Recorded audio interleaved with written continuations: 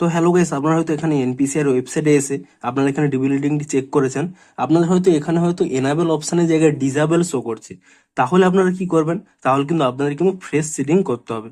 কিংবা ধরুন আপনাদের এখানে এনাবেল রয়েছে, কিন্তু এখানে যে ব্যাংক অ্যাকাউন্ট নামটি শো করছে, আপনারা চাইছেন যে এই ব্যাংক অ্যাকাউন্টের ডিবিটি লিঙ্কটি অন্য ব্যাংক অ্যাকাউন্টে ট্রান্সফার করতে, অর্থাৎ এখানে ব্যাংক অ্যাকাউন্টটি চেঞ্জ করতে চাইছেন। তো তা আপনারা কিভাবে করতে পারবেন সেটাই জানাবো আজকের এই ভিডিওটিতে। তাই জন্য কিন্তু পুরো ভিডিওটি অবশ্যই দেখতে থাকুন। তো তার আগে ভিডিওটিকে অবশ্যই একটি লাইক করে দিন, এবং এই চ্যানেলে যদি আজই নতুন এসে দেখেন এখনই চ্যানেলটিকে সাবস্ক্রাইব করে রাখুন এরকম নতুন নতুন ভিডিও দেখার জন্য। তো আপনারা সিম্পলি দেখুন, আপনারা কিন্তু নতুন ভাবে যদি সিডিং করতে চান কিংবা এখানে ব্যাংক অ্যাকাউন্ট নেমটি চেঞ্জ করতে চান, সিম্পলি কি করবেন, এখানে দেখুন একটি যে হোম অপশন রয়েছে, আপনি সেই হোম অপশানে ক্লিক করে নেবেন। এবং তারপরে দেখুন এখানে একটি অপশান রয়েছে আধার সিডিং অর ডিসিডিং। আপনারা কিন্তু এখানে এই অপশানের উপরে ক্লিক করে নেবেন। তারপর এখানে কনফার্ম অপশানে ক্লিক করে নেবেন। তারপরে কি করবেন, দেখুন এখানে এন্টার ইউর আধার। আপনারা কি করবেন, এখানে কিন্তু আধার নাম্বারটি দিয়ে দেবেন, এবং তারপরে রিকোয়েস্ট ফর আধার, এখানে কিন্তু সিডিং অপশানটি সিলেক্ট করবেন।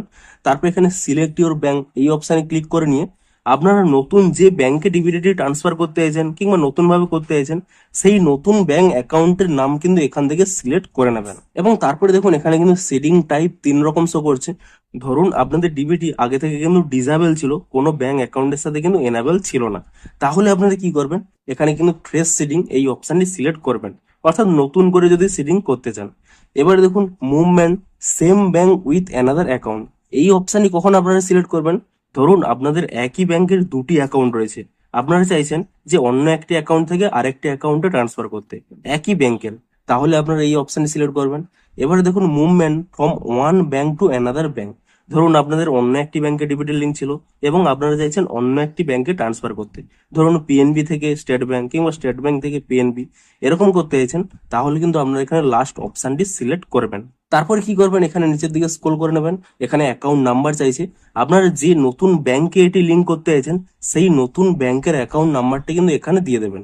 সেই নাম্বারটি পুনরায় কনফার্ম করার জন্য আরো একবার কিন্তু এখানে দিয়ে দেবেন। এবং তারপর এখানে যে চেক বক্স রয়েছে এই চেক বক্সে ক্লিক করে নেবেন। তারপর নিচের দিকে স্ক্রল করে নেবেন, এখানে দেখুন একটি কিন্তু ক্যাপচা রয়েছে, সেই ক্যাপচাটি কিন্তু আপনারা এখানে দিয়ে দেবেন। এবং তারপরে সমস্ত কিছু এখানে ফিল আপ করে দেওয়ার পরে আপনারা কিন্তু এখানে এই সাবমিট অপশানে কিন্তু এখানে ক্লিক করে নেবেন। তারপর এখানে নিচের দিকে স্ক্রল করে নেবেন, এখানে একটি অপশান দেখতে পাবেন অ্যাগ্রি অ্যান্ড কন্টিনিউ, আপনারা কিন্তু এখানে এই অপশানে ক্লিক করে নেবেন। এবং তাহলে কিন্তু আপনাদের রেজিস্টার্ড মোবাইল নাম্বারে আরো একবার কিন্তু এখানে একটি ওটিপি চলে আসবে। আপনারা কিন্তু সেই ওটিপিটি এখানে দেওয়ার পরে এখানে কিন্তু এই কনফার্ম অপশানে কিন্তু ক্লিক করে নেবেন। এবং তাহলে দেখুন, ধরুন আপনারা অন্য একটি ব্যাংক থেকে অন্য একটি ব্যাংক অ্যাকাউন্টে ট্রান্সফার করতে চাইছেন, তার জন্য কিন্তু দেখুন এখানে কিন্তু একটি কনফার্মেশন চাই। দেখুন আমার কিন্তু পাঞ্জাব ন্যাশনাল ব্যাংকে ছিল, আমি এখানে স্টেট ব্যাংকে চেঞ্জ করতে চাইছি, তাই জন্য বলছে আপনি কি এই ব্যাংক থেকে এই ব্যাংকে ট্রান্সফার করতে চাইছেন। আপনারা সিম্পলি কি করবেন, এখানে যেই কনফার্ম অপশানে রয়েছে সেই কনফার্ম অপশানে কিন্তু আপনারা এখানে ক্লিক করে নেবেন। এবং তাহলেই দেখুন কয়েক সেকেন্ড এখানে লোডিং নেওয়ার পরেই এখানে দেখুন আমার স্ট্যাটাসটি শো করছে সাকসেস।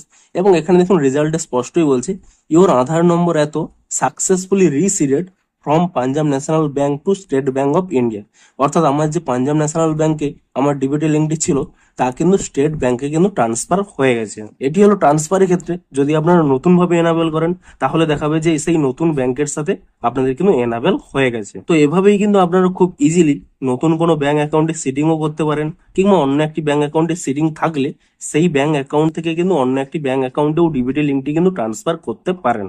তো ভিডিওটি যদি একটু হেল্পফুল বলে মনে হয় অবশ্যই একটি লাইক করে দিন। দেখা হচ্ছে আরো কোনো ইন্টারেস্টিং ভিডিওর সাথে। Thanks for watching.